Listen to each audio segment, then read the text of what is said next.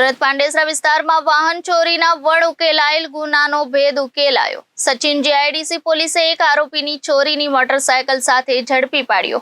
સુરતમાં છાસવારે બની રહેલ વાહન ચોરીના બનાવોમાં વડ ઉકેલાયેલા ગુનાઓનો ભેદ ઉકેલવા માટે પોલીસ કમિશનર દ્વારા તમામ પોલીસ સ્ટેશનોને સૂચના આપવામાં આવી હતી। શહેરના પાંડેસરા વિસ્તારમાં એક બાઇક ચોરીની ઘટના બની હતી। પોલીસ દ્વારા ગુનો દાખલ કરી આરોપીને શોધવા ચક્રો ગતિમાન કર્યા હતા। ત્યારે સચિન જીઆઈડીસી પોલીસના સર્વેલન્સ સ્ટાફને ચોક્કસ બાતમી મળી હતી, જેના આધારે એક શકમંદને પોલીસે બાઇક સાથે અટકાવી પૂછપરછ હાથ ધરતા આરોપીએ બાઇક ચોરી હોવાનું કબૂલ્યું હતું। આરોપી રાજકુંવર દેવનસિંહ નામના બાઇક ચોરીના આરોપીની પોલીસે ધરપકડ કરી ચોરીની બાઇક કબજે કરી હતી। આરોપીને પાંડેસરા પોલીસ સ્ટેશનમાં નોંધાયેલ બાઇક ચોરીના ગુનાને લઈ સચિન જીઆઈડીસી પોલીસે આરોપીનો કબજો પોલીસને સોંપવાની તજવીજ હાથ ધરી છે।